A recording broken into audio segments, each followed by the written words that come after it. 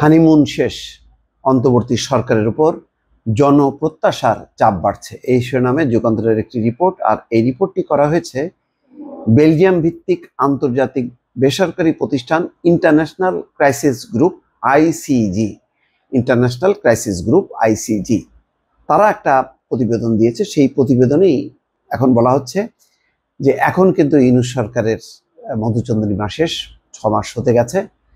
এখন জনপ্রত্যাশার দাবি বাড়ছে দুই দিক দিয়ে। একটা, বিভিন্ন সামাজিক সংগঠন, বিভিন্ন পেশাজীবী সংগঠন তারা তাদের দাবি তুলে ধরছেন, রাজপথে অবস্থান নিচ্ছেন। অন্যদিকে রাজনৈতিক দলগুলো ভোটের দাবিতে, নির্বাচনের দাবিতে তারাও আওয়াজ তুলছেন। ফলে এখন চতুর্মুখী কিন্তু চাপের মধ্যে আছে ইউনূস সরকার, সেই কথাটি এই রিপোর্টে তুলে ধরা হয়েছে। ছাত্র জনতার অভ্যুত্থানে শেখ হাসিনা ক্ষমতাচ্যুত হলে অন্তর্বর্তী সরকারের দায়িত্বে আসেন ডক্টর মোহাম্মদ ইউনূস। নোবেল বিজয়ী ডক্টর ইউনূসকে প্রধান করে গড়া হয় এই সরকার।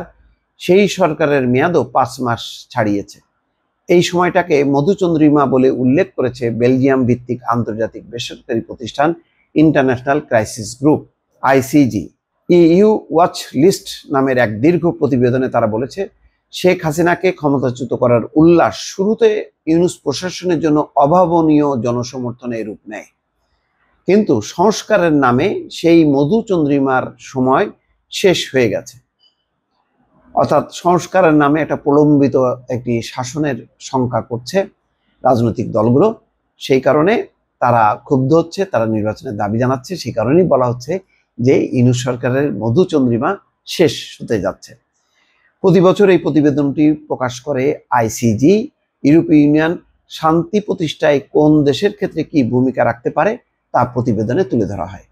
বৃহস্পতিবার প্রকাশিত এবারের প্রতিবেদনে বাংলাদেশ ছাড়াও কলম্বিয়া, উত্তর Korea, Sudan, Great Lakes, Ukraine, Syria, Israel, Pakistan ও ইরানের নাম আছে। বাংলাদেশ অংশের শিরোনাম করা হয়েছে বাংলাদেশ গণতান্ত্রিক উত্তরণে উভয় সংকট। সেখানে দুভাগে তুলে ধরা হয়েছে বাংলাদেশের সাম্প্রতিক অবস্থা এবং নানা অসঙ্গতির কথা। প্রতিবেদনে বলা হয়, অন্তর্বর্তী সরকারের উপর জনপ্রত্যাশার চাপ বাড়তে শুরু করেছে। সেটা কেবল প্রতিশ্রুত সংস্কারের জন্য নয়, দৈনন্দিন সুশাসনের উন্নতিরও দাবি আছে। অর্থাৎ একটা সংস্কারের তো দাবি আছে, যে সংস্কার দ্রুত করো, ভালোভাবে করো।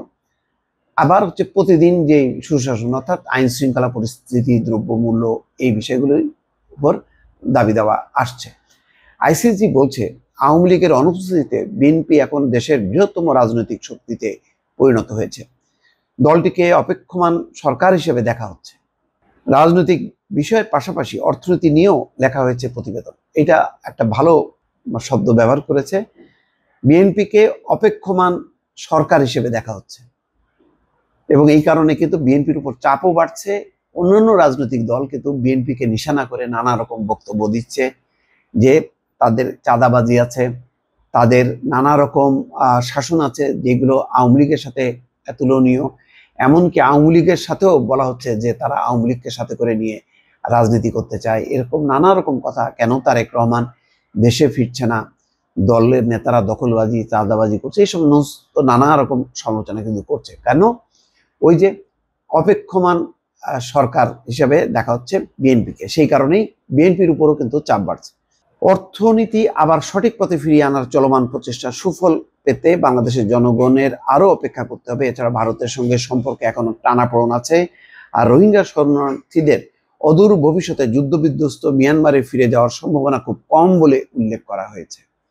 যেখানে ইউনূস বলছেন যে একটা নতুন একটা অঞ্চল করতে, ওই আরাকানে অঞ্চলে যেখানে রোহিঙ্গারা বসবাস করত, সেখানে একটা আলাদা সেফ জোন, কিন্তু সেটি কার্যকর হবে কিনা অন্যান্য দেশের শক্তিধর দেশগুলো কিন্তু এখনো মুখ খোলেনি যে তারা এরকম একটি ব্যবস্থা করবে। সেই কারণে একটা বড় চ্যালেঞ্জ তৈরি হচ্ছে। আবার যেহেতু মার্কিন যুক্তরাষ্ট্র সহায়তা বন্ধ করছে, এখনো যদিও রোহিঙ্গাদের ক্ষেত্রে সেটা করেনি, কিন্তু যদি সেটা করে তাহলে তো নতুন ধরনের চাপের মধ্যে পড়বে, সেই কথাটি আইসিজি বলছে। আইসিজি মনে করে অর্থনীতি আবার সঠিক পথে ফিরিয়ে আনার চলমান প্রচেষ্টার সুফল পেতে বাংলাদেশের জনগণের আরো অপেক্ষা করতে হবে। দর্শক ভালো থাকবেন, আল্লাহ হাফেজ।